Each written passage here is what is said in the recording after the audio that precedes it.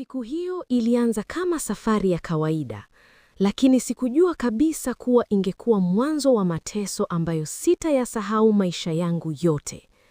Tulikuwa tumepanga kuondoka mapema sana asubuhi. Taratibu zote zilifanyika siku ya pili yake, tukapanda basi la Superfeo kuelekea Makambako. Nilikuwa na mume wangu James pamoja na watoto wetu wawili. Nilijaribu kujipa moyo kuwa safari hii ingekuwa ya kawaida, lakini mambo hayakuwa hivyo. Ndani ya basi tuliopanda, kwa bahati mbaya sana, alikuwepo Juma. James alivyomuona tu, alishindwa kabisa kujizuia.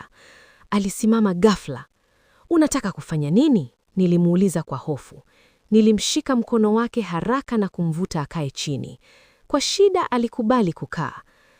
"Yule mjinga siwezi kumwacha. Ameua mtu, tena kamchinja kikatili sana, halafu yuko hapa kama hakuna kitu," alisema kwa uchungu mkubwa. Nilijaribu kumtuliza. "Kama unajali sana, ungewapigia polisi, sio